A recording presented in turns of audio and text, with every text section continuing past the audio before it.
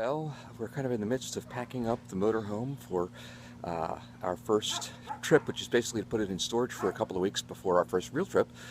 And we've been sleeping in it the last couple of nights because we've sold all the stuff in our house. There's no furniture in that. So here we are sleeping in the motorhome. It's our home, but in our driveway. And last night we were getting into the motorhome and said, you know, this is really weird. It's tilting a whole lot. I wonder if something happened with the jacks because it felt really level before. Well, it turns out it wasn't the jacks. It was the tire.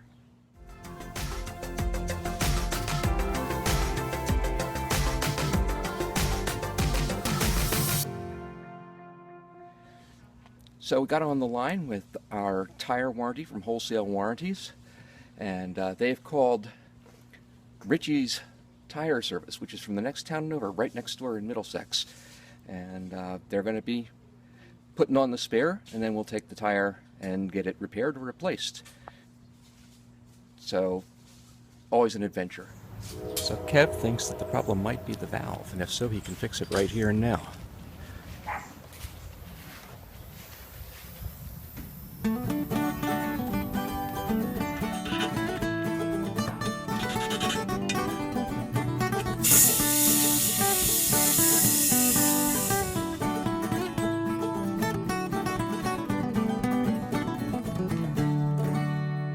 Well, we said we're going to keep it real for this blog, and so you've heard stories about people who had a rough first day. Today's been a really rough first day. We were leaving our home in Dunellen, moved out this morning, and went to load the car, our Volkswagen, onto the dolly we'd bought, and it looks like easy on the videos.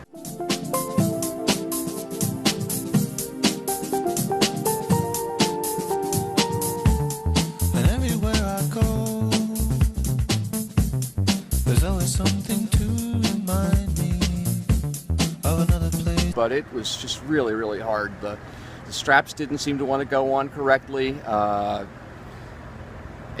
was such low clearance on the car. It was pain, and in the meantime, it was 95 degrees outside. And partway through the process, I just began to feel really faint and awful, and ended up had heat exhaustion.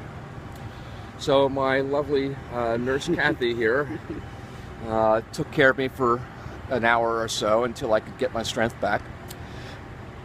And we came out and we finished hooking up the car and headed out.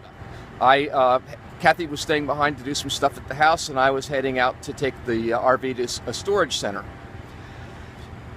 Well, I'm coming down Interstate 80 at 65 miles an hour, and I noticed that a couple of different trucks are going by me, blowing their air horns as they pass me, and pointing down at the car, pointing backwards kind of at the car we're towing behind us. And so naturally I pulled over to the side. There was hardly any shoulder there, but I could get off the road. I did not videotape any of that part because... Pretty scary. Yeah, it was really scary. It was, cars going by at 65 miles an hour.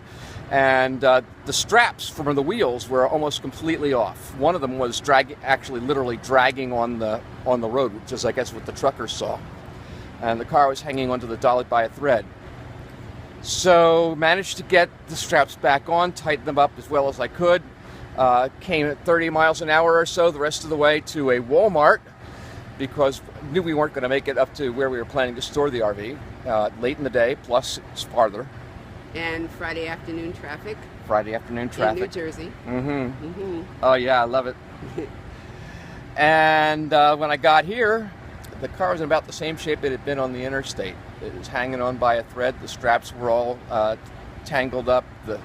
It was a mess. So here's what we found. Yeah. Isn't that lovely? The other side too. Yeah, the other side too. Not quite as bad. And you can see that we've got the front little spoiler that's pulled off, and the one on this side, that's pretty much pulled off too. I will say that there was some chains, some safety chains on the bottom of the dolly that were really hard to get attached. And at one point I was actually thinking, this is just too much of a pain in the neck. I'm just not even going to bother with these. And they said, nope, smarter than that. And I am really glad that I had them attached, because I suspect that those were the only things holding the car on the dolly while we were going down the highway, while I was going down the highway with the dogs. Yes, we have a VW Jetta wagon.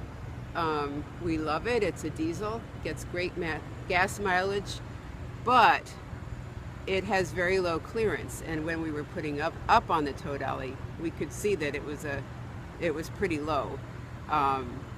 But we tied it up and hope for the best, never realizing that this kind of damage would happen, or that we could nearly lose the car. Because I figure, it's always a possibility, but you hope it doesn't happen to you. And first day out, last day of work, retirement tomorrow. Big challenge. Yeah, my first day of retirement officially tomorrow, and we'll be dealing with this as well. Car's pretty beat up. I'm pretty beat up.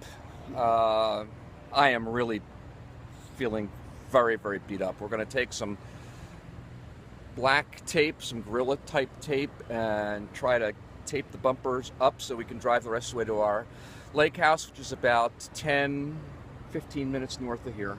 Yeah. You can see through the reflection, but look who's waiting for us to get back in the RV. Hi, Tuck!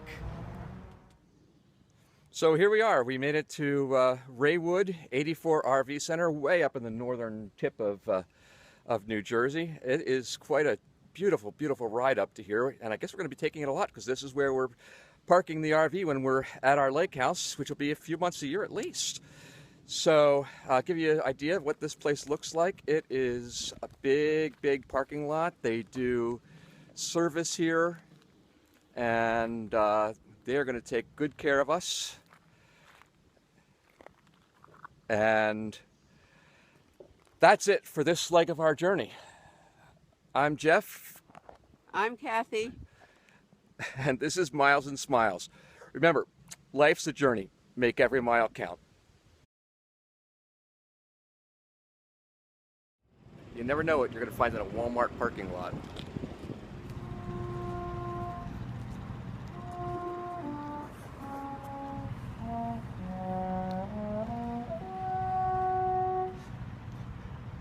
Hi. Hi, how are you? I'm good. I'm Jeff. I just heard you playing. Oh, okay. And I have a YouTube channel I'm kind of starting about RVing, and I wondered if I could.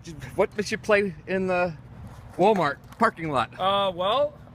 We had this music group called Fusion Drum and Bugle Corps, and we obviously were in Morris County, New Jersey, and we were kind of like we used the marching arts, like marching band. Yeah. And we used that to kind of get the kids off the street kind of deal, and then just really teach them life lessons through that.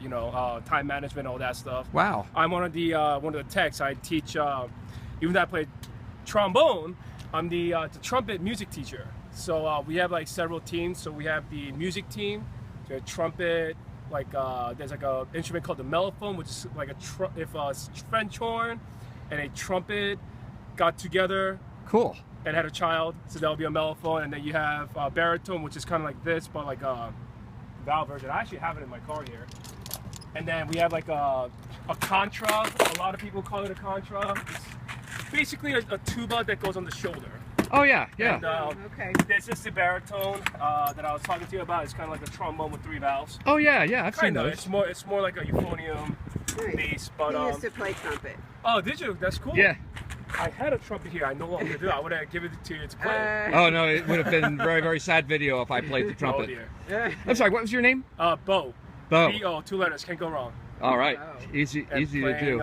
Playing trombone in a Walmart parking lot in Rockaway, New Jersey. There you go.